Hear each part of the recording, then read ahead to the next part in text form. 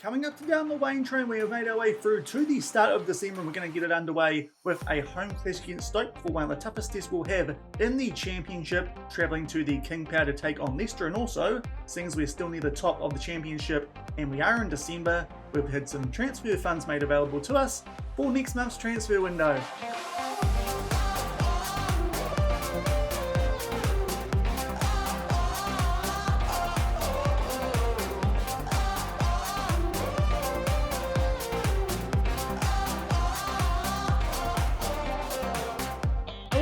Welcome to episode number 6 of the Waine Train here on Sean Does FM with Plymouth Argyle. I hope you're doing well and did have a good weekend. And coming up today, we do start off December, a busy December in game with a home clash against Stoke City all the way down in 16th. And off the back of that, probably on paper, our toughest test this season in the Championship. We travel to the King Power to take on Leicester City, and also a little bit of an update in terms of the upcoming January transfer window as well. So if you're looking forward to all that coming up in today's episode, then do remember to go down below, leave a thumbs up on the video, and if you haven't done so already and are enjoying the series here on the channel, also consider hitting that subscribe button and turning that notification bell on as well. It is greatly appreciated, but we've only gone forward a little bit off the back of our episode. At the end of last week, we suffered our first defeat in the Championship against Ipswich Town, and off the back of that, did get some revenge on Middlesbrough, who at that stage were on top of the Championship. If you missed that episode, I'll leave a link to it over in the top right corner. Since then, we have played 3 games. As you can see, top right corner, the last 2 of those were very comfortable wins at home over Sunderland by 4 goals to 1. This one was a very good performance. Goals there to Whittaker right. He picked up a double at left wing, and also Mikel Miller coming on late in that one. So lots of goals scored there by our left wingers. And off the back of that, a very goal-heavy game. If we show you guys the highlights of this one, we'd be here all day. But 6-3 over Coventry City. We did fall behind twice in the first half of this game, but thankfully Ben Waine, with about 10 minutes left in the first half, made it 2-2, and we got underway nicely in the second half with early goals to Bundu and Azaz. They grabbed one back through one of their rights, but then Ben Waine grabbed one in the 86th minute, and Lewis Gibson, he grabbed one very late. It was a game full of goals, and to be fair, overall, quite an even one, but thankfully with us getting lots of shots on target, we pick up a 6-3 win, albeit Connor Wright did come out of this one with an injury. We'll update that shortly, but the big game that we have played since last episode was the first one, and we travelled away to take on Leeds United. A very strong team, Leeds United, who are starting to make their way up the table just a little bit, and they go off to a good start here just shy of the 15-minute mark. Nonto puts that one away from a nice ball into the mixer. Thankfully, off the back of the restart, we get forward through Kesler Hayden Stroik there. He plays it forward to Gluev. Some short passing once Whittaker does win that ball back for us, and Ben Waine, he gets on the score sheet for the first time in that game off the back of yesterday's episode. Unfortunately, 10 minutes later down the other end, Joe Rodon, he gets his head on the end of the corner. So Leeds United were up 2-1 at halftime, and they put this one to bed. Ethan Ampadu with a rocket into that top right corner. So unfortunately, our second defeat of the season coming off the back of yesterday's episode, 3-1 against Leeds. As you can see, XG-wise, neither team actually played that well, but Leeds United very clinical with their chances. We just took that one, which was kind of gifted to us, and Ben Waine, he did put that one away, so we'd actually suffer a defeat in our first game off the back of yesterday's episode, but thankfully got back on track with those wins, albeit they were expected wins over Sunderland and Coventry. And what that means for the table, we are still on top and 3 points clear of Ipswich Town. Of course, they lost that game in the second one of yesterday's episode off the back of that win over us, so it does mean that we still have a gap over those guys on top of the table, despite the fact they beat us first up at the end of last week, but they have closed the gap a little bit and moved up to second, 3 points behind us. Middlesbrough now just starting to slip down the table with 4 losses all of a sudden, and in behind that, the likes of Norwich, Leeds United and Hull City, and just in behind that, Leicester, Birmingham, Blackburn and Southampton. Is quite tight for those promotion playoff spots, but hopefully we can keep ourselves out of that come the end of the season if we can continue this good form that we have found ourselves in and maybe sneak our way up to the Premier League through automatic promotion. So things have been pretty good on field apart from that Leeds United result off the back of the end of last week. As you can see, Ben Waine still the top goal scorer, albeit Callum Wright, as you saw before, did pick up an injury in that most recent game, which was against Coventry, and unfortunately it's a bit of a serious one. He's got a pulled calf muscle. That does mean he will be out for 8 days to 2 weeks, so it does mean we're just going to have to shuffle up our left wing for today's episode. Mustafa Bundu, he will start out left, the new signing from Underdog, who came in on transfer deadline day, and also Mikel Miller makes his way back onto the bench, but thankfully that is the only injury concern But because we're doing so well in the Championship, we have actually had some transfer funds given to us for the upcoming January transfer window. I'll just find the inbox item to show you guys, and there is the proof it came through. Only yesterday we've been given 3.9 million that we can spend, and to be fair, that is a decent chunk of money. I've moved most of it over into the wage budget, so it has meant the transfer budget is now down to only 2.25 million, but still, considering that we had zero, that's a very nice helping hand there from the board here at Plymouth Argyle, and at least it will mean we can shift more of that over to the wage budget, so we can even bring in some players on free transfers and try and strengthen up a few areas in particular. Still think we might need one more right back just in case we do suffer an injury to a Joe Edwards or a Kesler Hayden. Hopefully that won't be the case, because Kesler Hayden has been brilliant for us this season. Here's the right back in on loan from Aston Villa, but that is definitely the weakest area in the team. I think that's the main priority in the January transfer window, and from there we will see what else does happen. Also worth noting that Ben Waine is one player actually wanted by another club for the upcoming transfer window. It's Oxford United. They're down in League One. Also, Ben Waine has provisionally signed that new contract as well, so he definitely won't be going anywhere, and especially not to a team down in League One, even though they are doing a decent job. But that's a step backwards. Not too sure why the Waine Train would make that when he is starting regularly for a team on top of the Championships. That's what's been going on off the back of that episode at the end of last week, and hopefully we can get off to a good start here at home as we do take on Stoke City. These guys are all the way down in 16th. I'm just going to check here their recent history down here in New Zealand.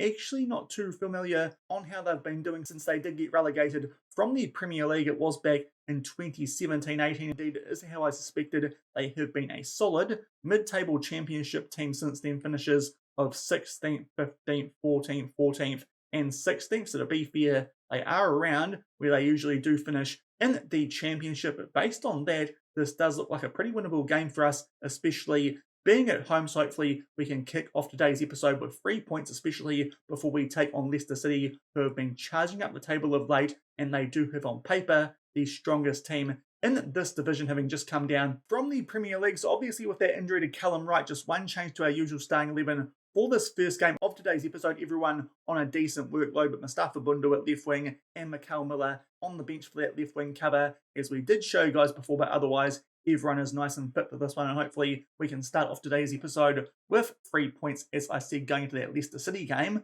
which based on that result that we did have against Leeds United, that could be a very difficult game if we perform the same as we did in that one. Hopefully we show a bit more resolve, because that was definitely our worst performance so far this season, losing 3-1. Before that, Ipswich Town, we at least gave ourselves a decent chance. That time we kind of got thrashed, even though Ben Waine did get us back to 1-1 quite early on in that one. But there are Stoke City. They are going with a 4-3-3. Some interesting players in that team. Mike Travers in goal, Keanu Hoover, a former Liverpool and Wolverhampton Wanderers player. So they've got some decent players there, but obviously not doing too well. And at Home Park there you can see the lovely roof on Home Park, but hopefully we can pick up 3 points here and keep ourselves on top of the Championship, because if we can do that, won't matter what happens in that Leicester City game, we will still be on top of the table. Coming up to 10 minutes into this game, and so far not a lot happening, albeit a few minutes on from that. Stoke City is certainly the team here who are on the front foot, 4 shots to 1. So Stoke City here actually coming at us quite hard early. Hopefully we can turn that around soon. Off the back of that, we do get some shots off, and now it is a corner in our favour. The first highlight, Randall looked to put this one into the mixer. He goes far post, it comes back out to Finn Azaz. He picks out Morgan Whitaker, who buries that one bottom left corner. Not too sure if it took a deflection. Also very interesting to note that Travers has picked up an early orange injury in this game. Of course, goalkeepers this year do pick up more injuries. That's what I've heard. That's the first time I've actually seen that be the case in game, but that could actually be a big difference maker if they don't take him off with 70 minutes left. But thankfully, despite the fact we've kind of been on the back foot so far in this game, we do score the first goal off the back of a corner clearance, and it is through Morgan Whitaker. Finn Azaz, he picks up an assist. He's still doing a very good job in that cam roll, keeping that spot over Luke Kundal, who is still down on the bench, but a few minutes shy of half-time, still up by 1-0, but so far this has been a pretty even game as Watford, they take a lead over Hull City. But as we start to make our way into just 1 minute of added time, there's one more highlight here in the first half. Ben Waine tries to win that header, but it is Stoke City here who do get a late chance here to potentially try and equalise things. Stevens plays that one forward to a left-sided player there for Stoke. I'm not even going to try and pronounce that name. It looks like an absolute mouthful. I'll definitely butcher, but Stoke City, they do keep the ball here, look to make their way out from back. McNally plays that one deep, but thankfully Mumba will win that one, and we do just keep it there, albeit poor pass, and it is then back in position. Berger up to Laurent. Now, Lloris, he is on the ball. In fact, it's Lewis, but he plays the ball there into the mixer. It's actually a good chance there for Stoke City, but thankfully for us, Julio gets a decent foot on that. We'll try and encourage our guys or praise them before halftime, but unfortunately, this highlight will still take place. We'll see what they do from this corner. Thankfully, we clear it. That is halftime. So we hold on there. Good late chance there for Stoke City. And to be fair, they've offered a bit more in terms of attack in this first half, but thankfully Morgan Whittaker scored that goal off the back of that one chance for a corner that we did have just past the 20-minute mark. So we do go into the sheds here at Home Park with a 1-0 lead. A couple of players out there on average ratings, in particular Lewis Gibson on a 6.5, but I think for now we don't need to make any changes. We'll get the action back underway and hopefully build on that 1-0 lead and make sure we can hold on and pick up all 3 points here. And in fact, shortly off the back of halftime, there is a highlight here in our favour down that far side of Throne, and we move the ball on there to Luke Gibson. Now Randall plays it back to Julio, big block late in that first half, which might have made sure that we did go into the sheds with that 1-0 lead. But now Kesler Hayden, as he does, goes forward down that right-hand side, puts a ball far post. There we do. For Mustafa Bundu, and to be fair, that's a pretty good save for an injured goalkeeper there from Travers at that far post. So a good early chance for us there to make it 2-0. Don't quite get the job done, and unfortunately, nothing doing from that corner at the moment. Whittaker, he will consolidate things, plays that one back to Julio. The centre-back takes a touch, and that's the first highlight of the half. But we're definitely putting pressure here on Stoke early. And another chance here from a corner. And again, Stoke City deal with this one, but I imagine something else is coming as Whittaker is back on the ball. Kesler Hayden will start to charge forward. The right back, his pace to burn. He puts that one far post again, looking for Bundu. We can't quite find it, but Horton does quite well to keep that ball. We now find Mumba in space. Our left back, now he finds Bundu, might get a chance here with his feet, tries to take it on from a tight angle, but again, Travers comes up with a pretty good save for an injured goalkeeper, but it looks like we're starting to make some hay there. Down that left-hand side, another set piece here. Will we score this time? We won't. Gibson puts that one over the bar. There's still 1-0 despite the fact we've been well and truly on top early in the second half, and shortly off the back of that, it's a throw in our favour. Somehow Azaz doesn't get that ball. Look like a pretty big push in the back there, but Stoke City, they are on the ball. They get a chance this time from a tight angle. Thankfully, Cooper makes a decent save. Still not 100% convinced on him in goal, but he's been doing decently enough off the back of that penalty save at the end of last week to keep him in between the sticks. But somehow here, Stoke City do still have the ball, and yet again, Cooper with a good save, albeit not sure that one ended up in being a corner because we don't get shown the highlight off the back of it. Now Morgan Whittaker with a free kick in that one. That comes off the post. Of course, he scored a couple of goals from way further out than that so far this season, but that time he does hit the woodwork, and with a half hour left in this game, we'll make a couple of subs, a few players down to 6.4s. The Dan Scar can come on for Lewis Gibson. That means that Julio goes to the ball playing defender. And also Bundu not doing too well, so Mikel Miller can come on at left wing for him. We'll just adjust some opposition instructions and get the action back underway. Still a half hour left, and we are still only up by 1-0. And only a couple of minutes off the back of those subs, there is a corner yet again here in our favour. Again, we go far post, it's cleared away, but Miller, he has the ball. He tries to put that one away, unlike Bundu, but that gets blocked. But we still have the ball here on the edge of the box. Adam Randall plays that one back to Dan Scar, one of the new players who is on the field. Kesler Hayden starts the run as he tends to do. Great pace there from the Aston Villa loanee. Puts this one into the mixer looking for the Waine Train, but unfortunately Travers actually doing quite well so far in the second half for an injured goalkeeper. Thought they might pull him at halftime, but maybe they're not carrying a goalkeeper on the bench. That's probably something you should do in FM24 according to all the reports that I'm hearing of goalkeeping injuries. But we give the ball away there. For some reason, Whittaker doesn't win that one back off the tackle that we did make, and they put that one into the mixer, and Wesley Molayes will grab an equaliser here for Stoke City based on their first half play.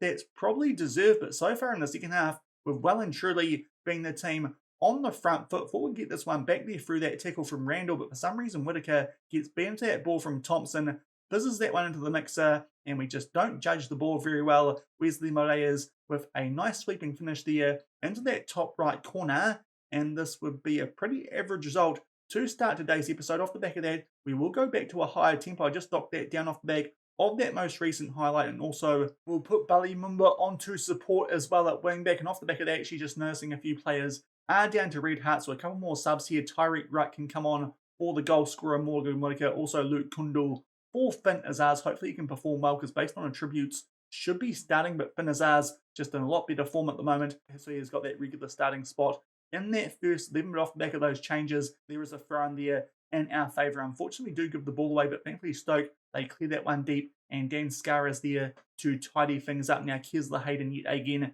continues to just try and run at the defence here of Stoke City. Now Randall in there for Luke Kundal, decent chance there, but unfortunately that worm burner, it just goes wide of that bottom right corner. Still 1-1. Overall stats in this game are pretty even, but second half it felt like, with all those early chances from corners, that we were on the front foot. And with around about 15 minutes left, just going to check here and see if we need to take anyone off. I think we'll just save that sub for now, but we'll chuck Tyreek Wright onto attack on that right-hand side, and hopefully that might just mean we have a bit more going forward. But now Kesler Hayden is down to a red heart. Also, we'll chuck Adam Randall onto support, so hopefully that might help us out, try and create a chance late in this game. So hopefully we can go home with all 3 points. Now both wingbacks are actually on a red heart, but I think we'll take off Kesler Hayden. He is playing quite well, but actually on a worse rating than Mumba. Also, we're just going to tell the guys to maybe go a bit wider in terms of attack. That's something that can sometimes help. I think we'll stick with that higher tempo. I know in the past I have changed that to go down a little bit, but it feels like we're creating enough chances here. Hopefully keeping that high does mean we continue to do that, albeit off the back of those changes. There is a highlight here which was potentially in favour of Stoke City, but thankfully we get that ball back, and now a chance for us here on the counter-attack. Mikel Miller, he will pick out Tyreek Wright. He somehow keeps the ball there, good footing from a Stoke defender, but thankfully it falls back to us, albeit as I say that, they get it back here, do Stoke. They try and play a ball there to their right-hand side. Thankfully Mumba will pick that one up for us down that left. He squares that one nicely for Luke Kundal. Good chance earlier with a worm burner. This time he gets a tap in and he makes it 2-1. Off the back of that, we will go quite defensive, so hopefully we can hold on and pick up all 3 points from this game with only 9 minutes left, plus of course injury time, and there can be a lot of that. And FM24 also will tell our guys to go a bit narrower, also time waste a little bit and be more disciplined. And we'll have a look at the replay of this potentially match-winning goal. Luke Kundal coming off the bench and being a big difference maker. Thankfully we did keep on Mumba, because of course we could have taken him off instead of Kesler Hayden for Joe Edwards, but he comes up with the ball there. Good interception, going from defend when he started the game on to attack before that highlight, and thankfully nice ball in there to find Luke Kundal. He puts that one away after a decent chance earlier, which just went wide from outside the box. That makes it 2-1. Stoke City are now playing with 5 at the back, which is quite interesting when you are searching for a winning goal. And we start to make our way into 9 minutes of added time. Still plenty of time left in this one. There is a throw in our favour. Mumba, he takes his time on this one, as you would expect. Hopefully finds Helton in tons of space, and thankfully he does. Otherwise, that would be an interesting option. Now Adam Randall, just outside the box, he buries that one. That's very similar to the goal that we did concede against Leeds United, but that is a stunner in our favour, and that makes it 3-1, and that should be all she wrote with only a couple of minutes left now of injury time. Thankfully Helton, we did find from that front, and Randall has a ton of space here just outside the box, and Trevor's with that injury, no stopping that one. To be fair, even if he wasn't injured, I think that one's finding that top right corner. Off the back of that, there is a highlight here in favour of Stoke City. Hopefully they don't pull a goal back off the back of that stunner to Adam Randall, but you'd like to think now with those time-wasting instructions still implemented, we can hold on here and pick up the 3 points we were expecting from this game. We don't quite deal with that danger well. It falls back to Gooch. Loreen puts that one into the mixer, and Andre Vidagel will put that one home, and maybe this one's not quite over yet. Off the back of that, I think we'll time waste frequently, but to be fair, our other instructions are already set up to be time wasting. We'll just do that, and hopefully that makes sure that Stoke City don't get a chance to equalise. So thankfully Adam Randall did put that chance away before, because otherwise this would be a draw. Somehow the Vidagel does find himself onside and puts that one away. Just checking on some other instructions, we might actually go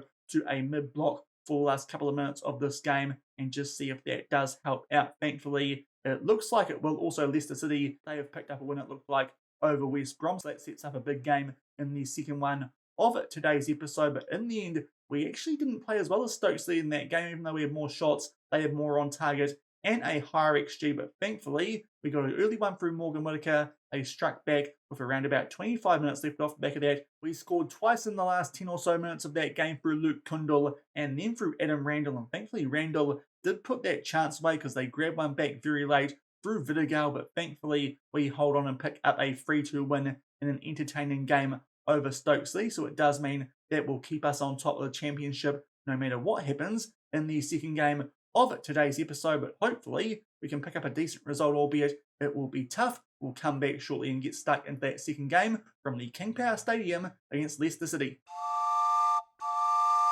So we just do enough to make it 3 wins in a row in that first game of today's episode at home against Stoke City. Coming up, we take on Leicester in what will no doubt be one of the toughest games we'll have in the championship this season. But before then, we've actually done our first bit of transfer business going in to next season. That's because, as you can see, we've got 4 players that we own. Of course, the 4 above are here on loan, but 4 players whose contracts do expire come the end of the season. To be fair, all of them are pretty average players, so if we can find an improvement on those players, that's probably a good idea, especially if we somehow find ourselves up in the Premier League, which is somehow looking more likely by the week. But we have done a pre-contract here for a ball-wing midfielder backup option in behind Matt Butcher. He's probably going to be leaving us come the end of this season, and we have signed Rafael Mamas on a free transfer. He's a 22-year-old defensive midfielder, so certainly a bit younger than Matt Butcher. Look at his scout report, because that will show that current ability and potential 3-star, current 4-star potentials. To be fair, could end up being only a leading championship player, but still,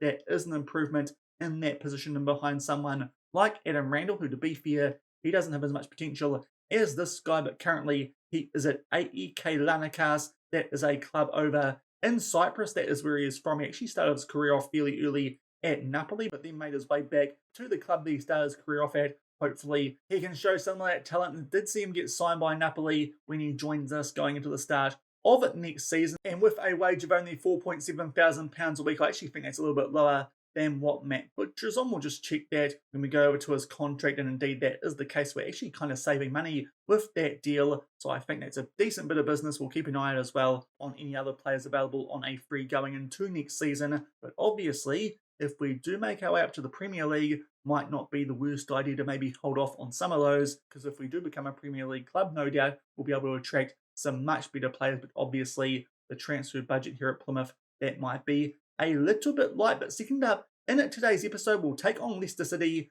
This is probably the toughest team that we can take on in the championship this season. They've still got a lot of players from the Premier League last season. They've still got the likes of Jamie Vardy up front. Also, they've got the likes somewhere in their squad of Yannick Vestergaard. They've also got the likes of Kelechi here, Nacho, a player whose contract is expiring at the end of the season. Unfortunately, not interested in joining us here at Plymouth Argyle, but it's a good Leicester City team. Still got the likes as well of Connor Cody and Kiernan Dewsbury Hall, so it's a very good team. They were expected to be winning the championship this season. That could still happen, but we're doing a decent job at the moment, and we've got a decent points buffer on them. Hopefully we can make sure that is maintained come the end of this second game of today's episode. But away from home, this does look like, as I've said a few times, our toughest test this season. Hopefully we can find a way to come away with at least a point from this one. A couple of changes from that previous game just because of player tiredness. So Dan Scarr comes in for Lewis Gibson, so it does mean that Julio is in that ball playing defender role. Also, we've got Luke Kundal coming in the cam role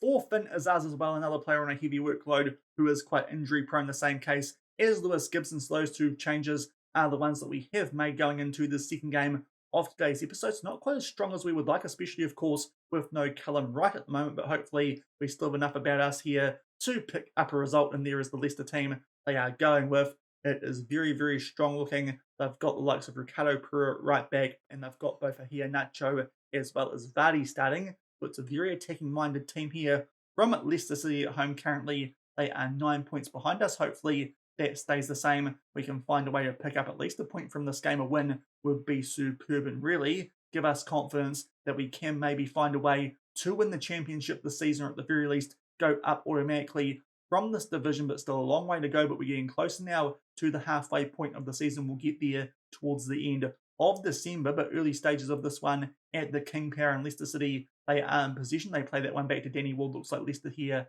are going to try and build it from the back. It's Dorley at left back, plays that one forward to James Justin. Now, nice ball over the top there for Ahia Nacho. Early good chance there, but thankfully Mike Cooper comes up with a save. Pulled out some decent ones in that last game against Stoke City, albeit most of them were from tight angles. That one, a much better chance there for the opposition, but thankfully saves that shot from Ahia Nacho. Now, Dewsbury Hall on the attack there, plays it back to Connor Cody. Thankfully, Bundu gets a foot in there, and we do deal with that danger. For now, albeit Jamie Vardy with a chance there to get them back on the attack, but thankfully the highlight ends, and it is still 0-0 coming up to the 15-minute mark, but so far, as expected, Leicester City, they are the team who are on the front foot in this one. And coming up to the halfway point in the first half, that has not changed so far. We have not got a single shot to beefy position, not quite as one-sided as it has been against us in some games that we have played so far. In the save, we eventually get the next highlight in this game, and Leicester City, again, they look to build out from the back. Connor Cody plays that one back to Doyle.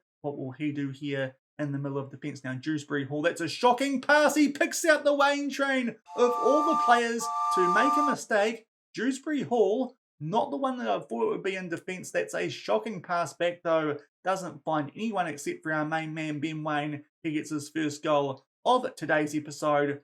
That was just an awful pass. It was nowhere near Danny Ward. Ben Waine, right place, right time, puts it away top right corner. It is a gift, kind of like the goal that we got against Leeds United, but the Waine Train puts it away, and we have a 1-0 lead here at the King Power, and this would be a big result, would give us a decent buffer on the other teams in this division, and hopefully with a couple of easier games coming up around December and January, albeit of course player tiredness could make those a little bit trickier, but a decent chance for us to potentially grab a good break on top of the championship, albeit still a long way to go in this game. In Leicester City, they look to build from the back. Dewsbury Hall this time. Will he find a teammate? He won't. It's a loose touch. He gives it to Luke Kundal, albeit he makes a poor pass. And now it's Ricardo Pereira who gets the ball back for Leicester. Now it is Julio who is on the ball here. Nacho, he gets on the end of that one though off the back of a poor touch from our defender. It finds its way to Fatawu. Lovely finish there into that bottom left corner. Unfortunately, we did not hold that lead for long, and it is 1-1 here at the King Power. Julio there.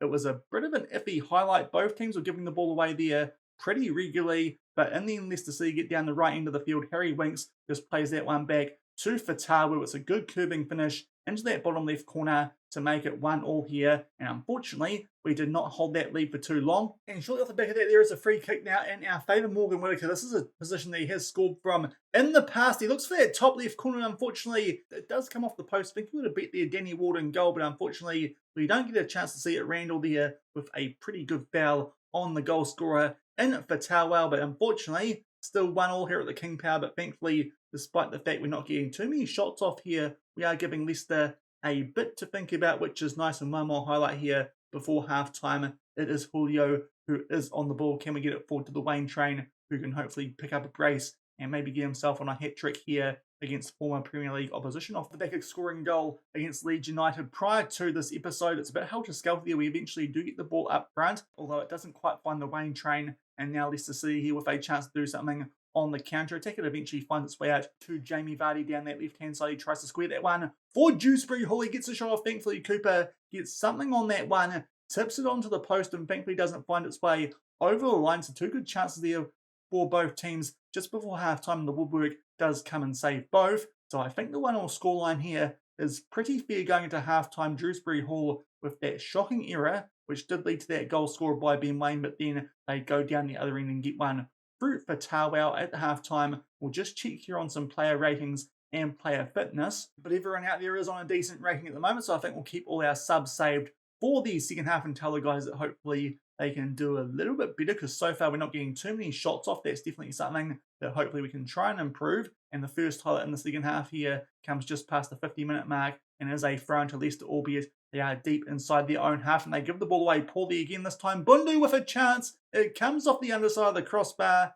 and somehow doesn't sneak its way over the line, so they nearly gift us a second goal in the game. Unfortunately, this time we don't make the most of that opportunity. Off the back of that, about 10 minutes into the half now, and Houghton has not improved his rating down to a 6.4. Lewis Warrington can come on for him, but Leicester City actually giving us some pretty good chances here to walk away with 3 points from this one. So far, we haven't created too much ourselves, but just putting good pressure on with our gegenpress style. But unfortunately, Bundu that time could not put the ball in the back of net, albeit he did come very close, and he's on a 6.5 with 25 minutes left, so Mikel Miller can come on for him. And I think that's the only sub that we need to make for now, just adjust some opposition instructions, and hopefully we can do something for the first time ourselves in this game shortly. But now it's Leicester City who are on the attack. Dewsbury Hall finds Jamie Vardy inside the box. He tries to curve that one into the bottom right corner, and yet again the woodwork plays a big hand in that one. While that was happening, Ahia Nacho is down with an injury. I presume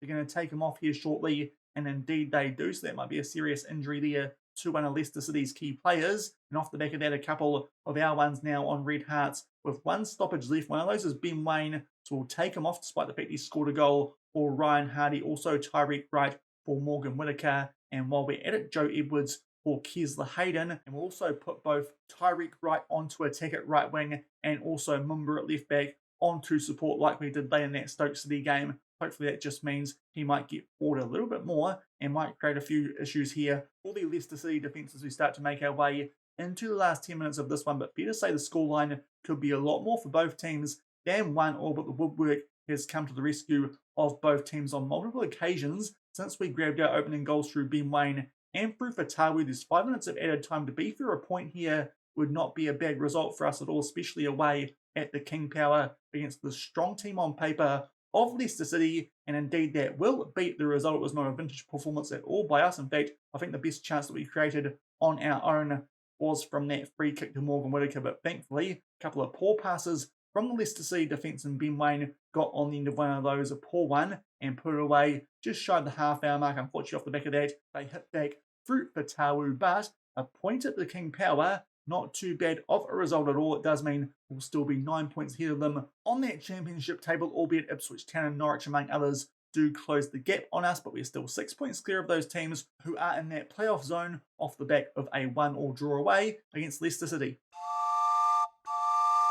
So I think we'll take those results from those two games in today's episode, just doing enough to beat Stoke City 3-2 at home, and then we back it up with a 1-1 draw away at Leicester, especially with no Callum Rowe and a few of our first teamers not quite fit, a little bit injury prone for that second game. So it's 4 points from today's episode, which is pretty decent. Still on top of the championship come the end of today's episode, and coming up, we've actually got some quite winnable games as well, which hopefully we can make the most of throughout the rest of December before we do get stuck into that January transfer window now with a little bit of May to spend. But coming up, QPR 23rd, Rotherham 24th, Birmingham are tougher in 8th, but we did beat them earlier in the season. We beat them 3-1 away from home, so hopefully that is a game we can also win. Then we take on Cardiff City, another team struggling, and hopefully by that stage we'll have a decent points gap on top of the championship before we do head in to the second half of the season. But it's looking like we might be on top come the end of Boxing Day here in the championship. Hopefully that will be the case anyway, provided we keep up this good form that we are currently in here